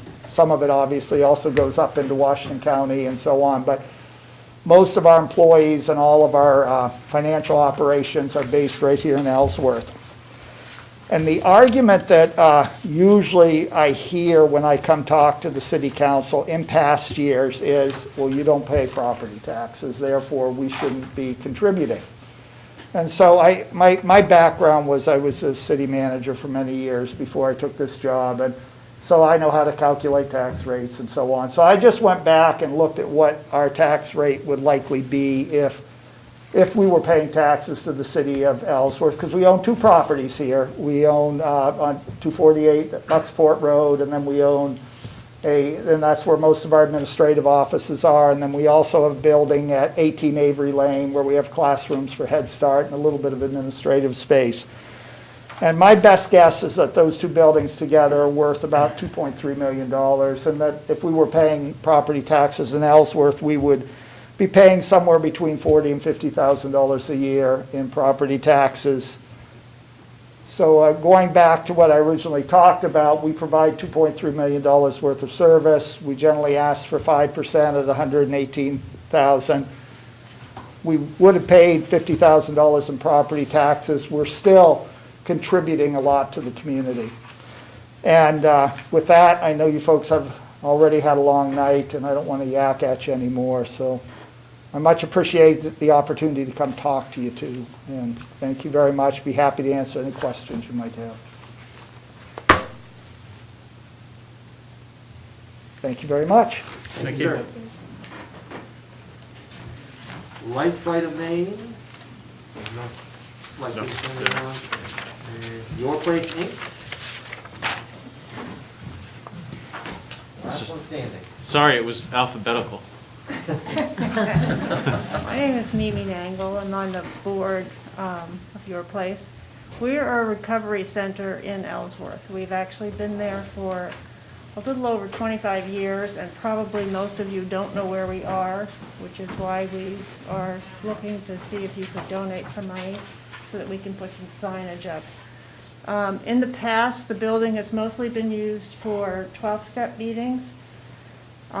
We have a lot of new people on the board, and we're trying to diversify a little bit so that it's not just AA and NA. Not to say that they're not important, but we want to try to involve the people that are also affected by people in recovery, their families, people that they may work with. We want to try to get more community involvement, but we are a recovery center. So anything you guys could do to help us would be great. We were hit very, very, very hard by COVID. We had to close the doors. We do have Zoom meetings that we started, which has helped. But of all the groups that are there, I think there are only 3 right now that are actually meeting in person. So our rental income is practically non-existent. The City of Ellsworth voting has come back this year, which has been a help. We used to have deep classes there a number of times every quarter, and we haven't been able to have them there because of COVID. So that's been a huge detriment to us. So I don't know if anybody has any questions. Are you looking at one of the bills this session is to create a peer center in each county of the state? We tried to get some funding, not this past year, the previous year, and the problem is our proximity to Bangor. For some reason, that rules us out of a lot of funding because there's only like 25 miles difference in the area. We had a meeting with Maine Community Foundation today to find out about doing some extra funding with them. We did get a grant from them to upgrade our Wi-Fi and bring in some audio-visual equipment so that we could do more Zoom meetings. It's being an all-volunteer board, and it's very hard to get people involved that really want to take the time to do things to make it a better place. I'm in recovery myself, so it's very near and dear to my heart that we do a good job there, that we help the people that need to be in recovery, and we help the people that are affected by whatever they're recovering from. So. Thank you. Any other? Do you do any work with, for example, groups or the Down East Treatment Center? Yeah, we've partnered with Healthy Acadia a number of times. They actually held quite a few meetings in our building. We're trying to reach out to more organizations, and I think in years past, like I think when the building was, when it first came about, it was much more well-known. The closing of Open Door affected us greatly too. We actually donated that land to them so that they could put that building up, and when they closed, they used to send a lot of people our way for different meetings and different ways that we could help them. It also was a big, there was a big problem when not just that people couldn't come to the meetings, but there wasn't any real way to broadcast, you know, how things were being, how things had changed.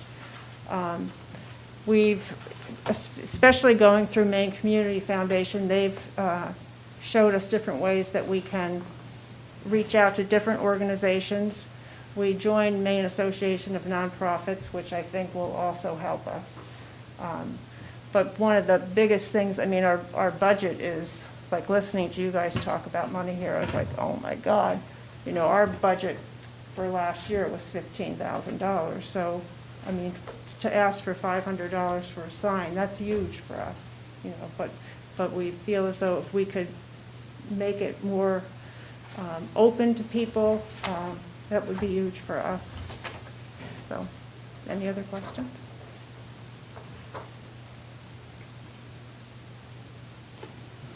Well, thank you very much. Thank you. Thank you. I